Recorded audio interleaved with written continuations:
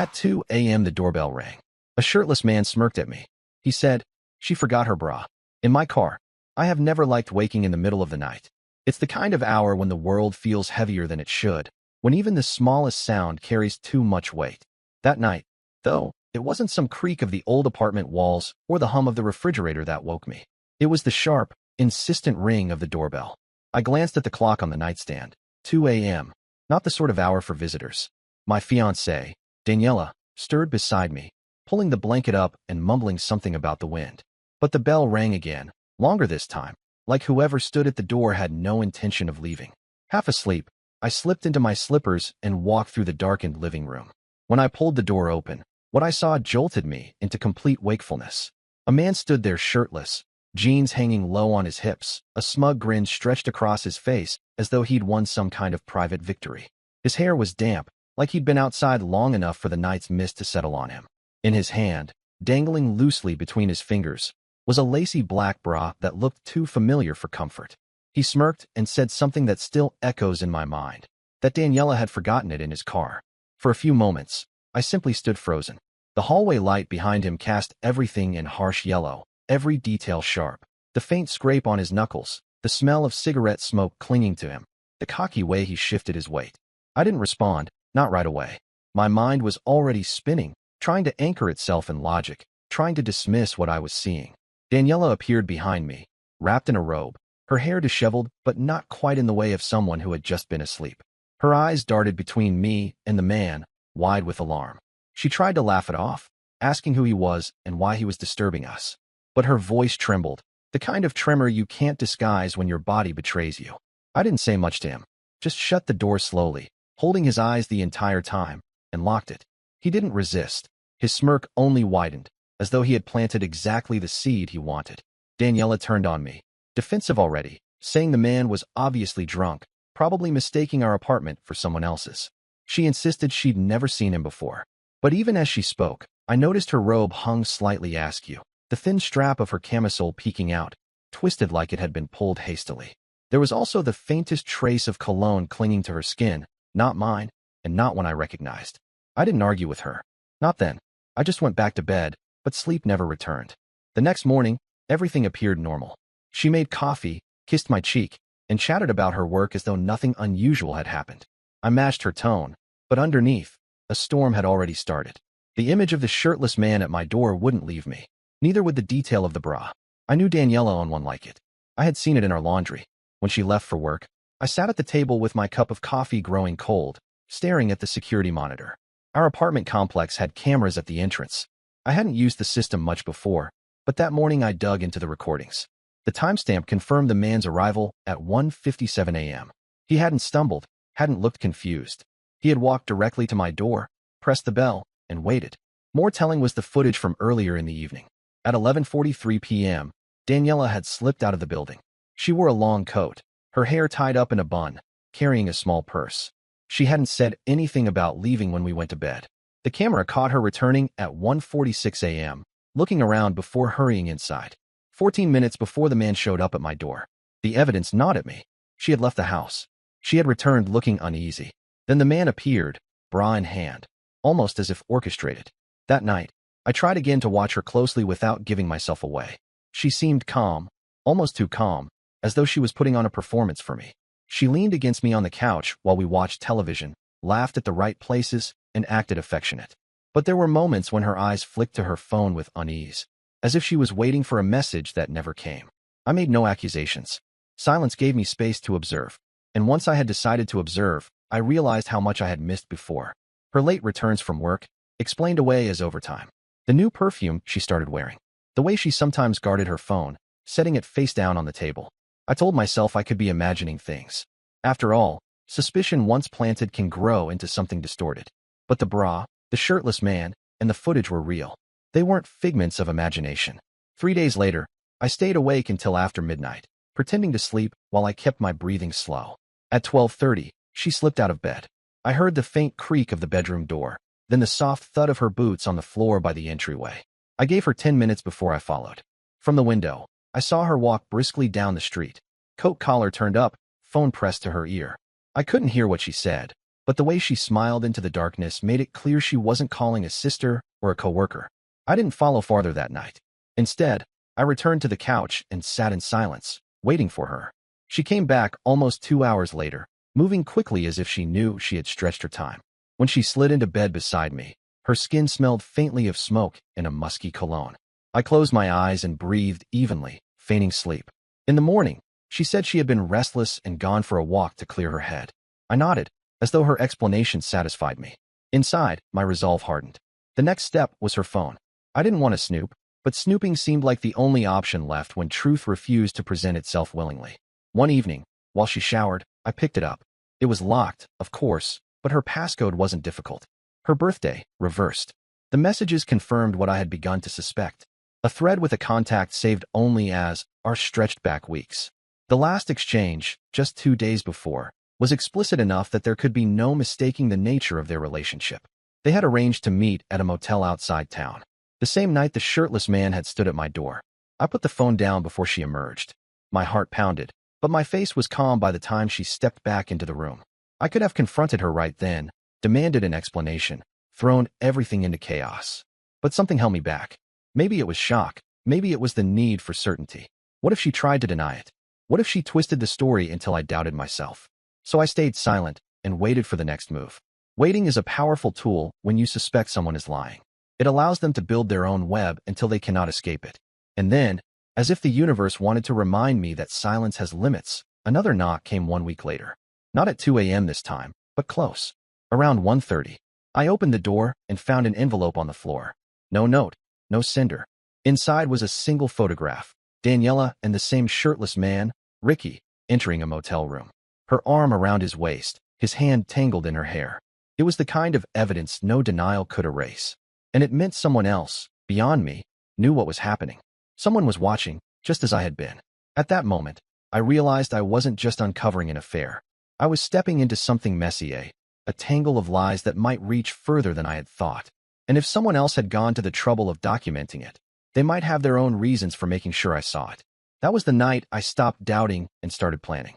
The photograph lay on the kitchen table like a trap set for me alone. The edges curled upward from the humidity, and each time I looked away, I found my eyes drawn back. Daniela and Ricky, her arm wrapped around him, his hand tangled in her hair. A snapshot that confirmed what I had suspected, but the part that gnawed at me was not the betrayal itself. It was the question of who had wanted me to see it. Cheaters tend to be careless, but leaving an envelope at my door in the middle of the night wasn't carelessness. It was deliberate. Someone had watched her, taken the photo, printed it, and delivered it where I couldn't miss it. Which meant there were more players in this than I realized. I tucked the picture inside a book on the highest shelf and went about the morning as though nothing had happened. Daniela shuffled into the kitchen in her robe, yawning, asking if I'd made coffee. I poured her a cup and listened while she talked about errands and appointments. Her words blurred into noise, because I already knew the truth she was hiding, and every casual remark felt like a knife twisting deeper. But silence gave me time. Silence let me plan. That day at work, my mind wandered constantly.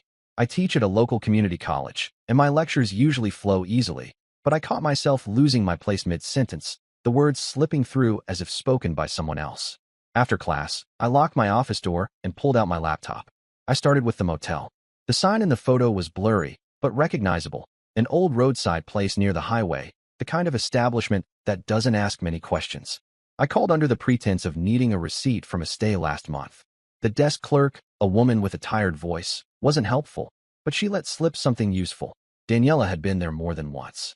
That set the rhythm of my next few days.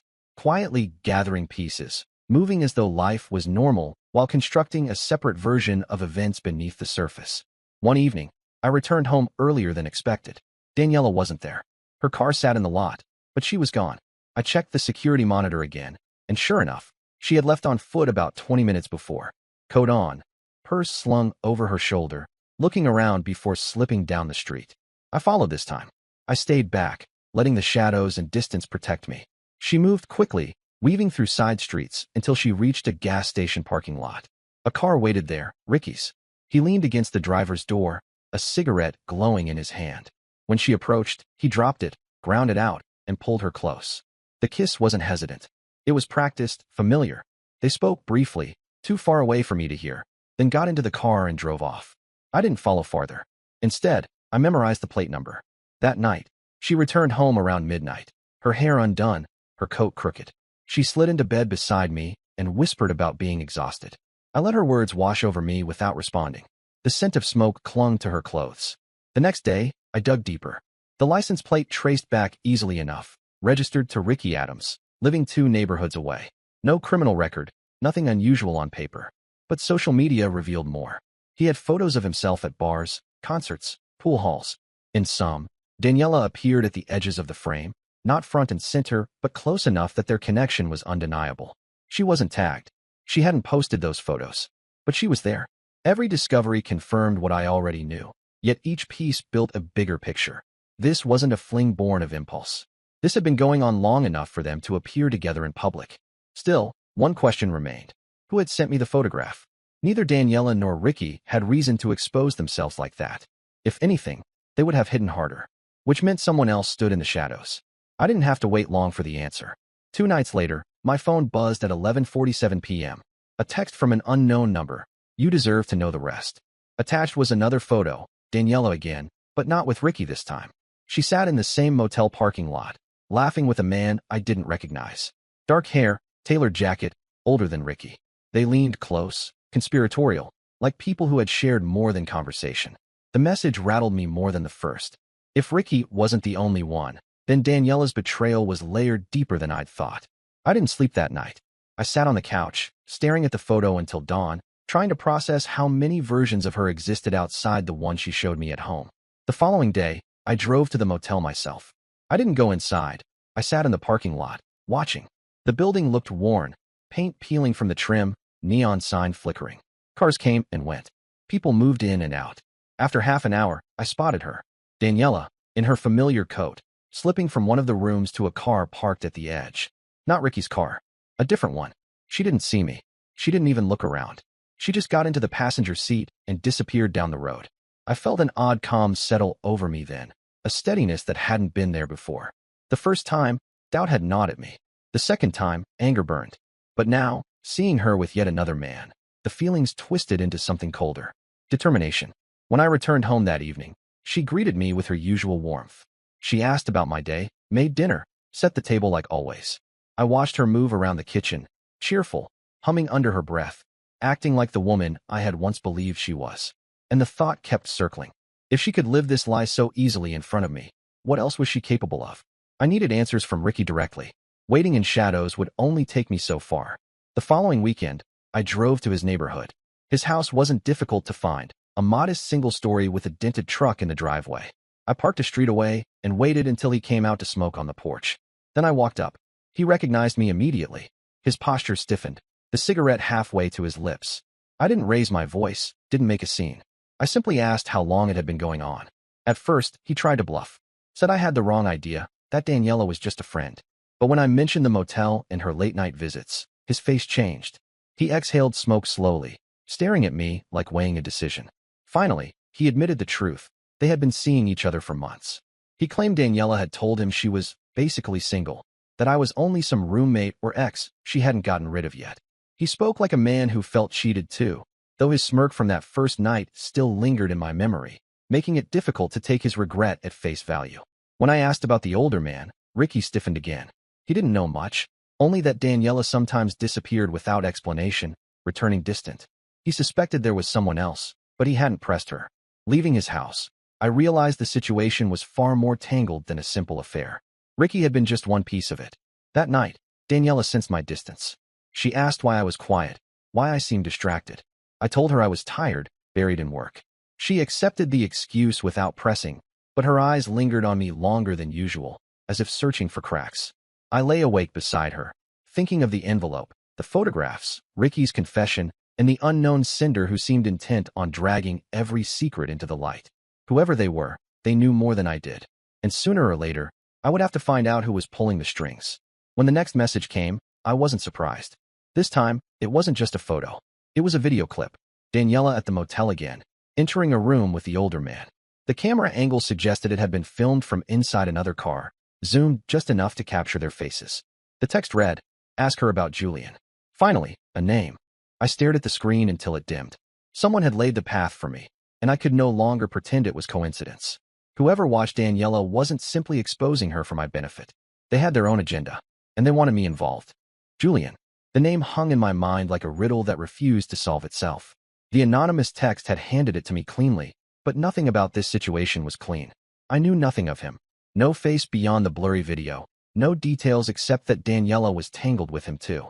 And yet, whoever was feeding me information had decided I needed to know. That meant Julian wasn't just another stranger. He mattered. I started where anyone would, online. The name alone was too broad, but combined with the fragments I had, older man, expensive jacket, seen at a motel, patterns emerged. After a night of cross-checking social profiles, company directories, and local news mentions, I found him. Julian Vargas, 45, married, partner at a mid-sized construction firm with projects across town. His face matched the man in the video exactly, the kind of polished smile meant for press releases and ribbon cuttings. I sat back, staring at his photo on the screen. Daniela hadn't just strayed into Ricky's orbit. She was balancing an affair with someone married, someone who had far more to lose if the truth spilled out. And now, by extension, I was holding that rope too. The next few days, I shadowed her quietly, tracing her routines. Twice, I saw her slip into the same cafe on the west side where businessmen lingered over late lunches. Each time, Julian appeared minutes later. They didn't touch in public, but the way their bodies angled toward each other, the way her laughter came too quickly, it was intimacy disguised as friendship. I snapped photos, not for satisfaction, but for proof. My hands barely shook as I did it. At this point, numbness had replaced shock. It was no longer about believing she betrayed me. It was about how many layers existed, how many lies stacked on top of one another. The question I couldn't shake was the sender. Whoever had taken the videos had access I didn't. They knew when and where to watch. It wasn't Ricky, because he'd spoken as though blindsided. It couldn't be Julian, either. He had no reason to sabotage himself. Which left someone on the periphery.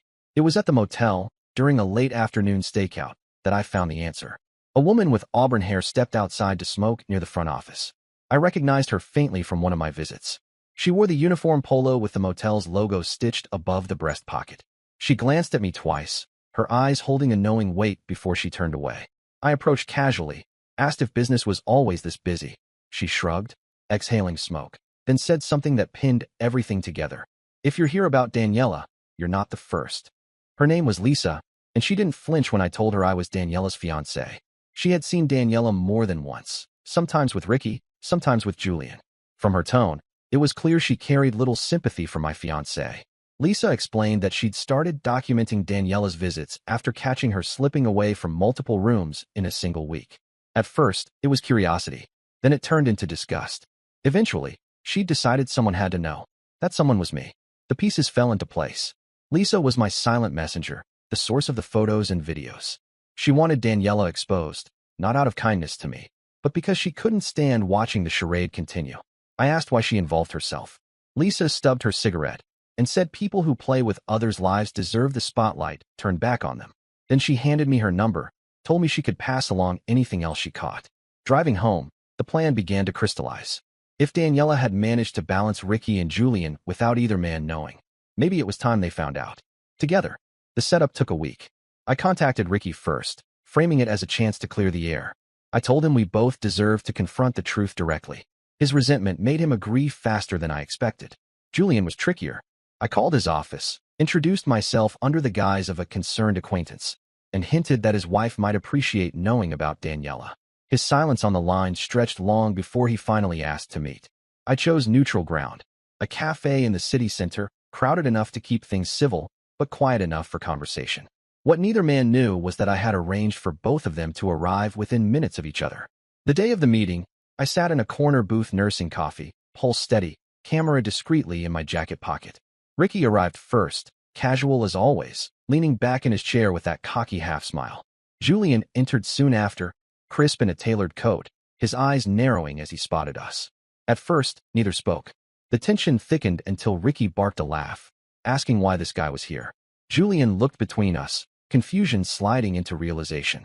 I let the silence hang, then laid out what I knew: Daniela's visits, the motel, the overlapping timelines.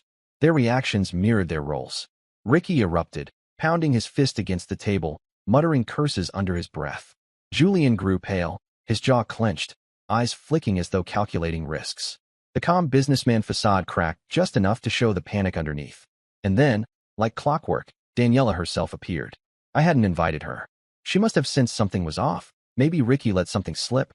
Maybe Julian had acted strangely. Either way, she pushed through the cafe door, spotted the three of us, and froze. For a heartbeat, silence. Then Ricky stood, his voice sharp, accusing her of lying to him about being single. Julian followed, his voice lower but heavier, demanding answers. Daniela stammered, tried to play both sides, said they were misinterpreting everything. Her face flushed, her hands shook. The scene spiraled fast. Ricky shoved his chair back, nearly toppling it. Julian hissed that she had ruined everything. His career, his marriage. Customers began staring, whispers spreading. Daniela's composure shattered as she pleaded with both of them, shifting blame, insisting none of it was serious. I stayed seated, recording quietly as the chaos unfolded. My chest felt hollow, not from sadness, but from the strange satisfaction of watching lies collapse under their own weight. Within minutes, Daniela bolted for the door, tears streaking her cheeks, fleeing into the street. Ricky followed, shouting, while Julian remained behind, slumped in his chair, his head in his hands. When I finally left, I had the recording secured, proof of everything. Not just her betrayal, but the unraveling of her double life in front of both men. That night, Daniela didn't come home. Her phone went straight to voicemail. I sat alone in the apartment, the video playing on my screen, the sound of her panicked voice overlapping with Ricky's rage and Julian's fury. It was the raw truth captured in real time. And though part of me wondered what her next move would be, a larger part already knew. She would try to twist it, to blame me, to claw back some control. People like her never accept exposure quietly. But I wasn't afraid anymore. For the first time, I felt ahead of her. The apartment felt strangely silent without her. For years, Daniela had filled every corner with noise. Her laughter, her constant phone calls, the shuffle of her heels across the floor. That night, after the cafe confrontation, she didn't return. I sat in the dim light of the living room with the recording playing back on my laptop, each voice sharp and undeniable. By the following afternoon, I got my first taste of her counterattack. A message from her mother appeared on my phone, scathing and full of accusations. Daniela had told her family I'd humiliated her in public, set her up, and stalked her with cameras. The words dripped with rehearsed outrage. She had twisted the scene, painting herself as a victim of some jealous obsession. It wasn't unexpected. I had seen the panic in her eyes as she fled the cafe. She was cornered, and people like Daniela don't accept corners. They lash out, rewrite, weaponize sympathy. I didn't respond to her mother. Instead, I gathered my evidence, photos, the anonymous envelope, the video recording of the cafe confrontation, and Ricky's admission. I uploaded everything to a secure drive, copies on a flash drive tucked inside my desk. If Daniela wanted a war of stories, I had the facts. 2 days later, Ricky called me. His voice, usually arrogant, was stripped raw. He told me Daniela had shown up at his place in tears, blaming me for everything, saying I had stalked her, manipulated the situation. Ricky didn't believe her. He had seen enough in that cafe to know the truth. He admitted he was done with her. The last words he said before hanging up were bitter. She'll burn everything down before she lets go. He wasn't wrong. Julian came next. I didn't speak to him directly, but word traveled fast. His wife found out. Whether Daniela confessed or someone else tipped her off, I'll never know. What I do know is that within a week, whispers circled through the community about Julian moving out of his house. The construction firm issued a vague press release about him, taking a leave of absence. One careless affair can be contained. 2 overlapping ones, exposed publicly, spread like wildfire. And then Daniela turned her fire on me. She showed up at the apartment one evening, makeup smeared, eyes red but still sharp with calculation. She didn't knock. She used her key, storming in as though nothing had changed. She demanded to know why I had ruined her life, accused me of betrayal, shouted that everything we had built was crumbling because I couldn't mind my own business. I let her rant until her words wore thin.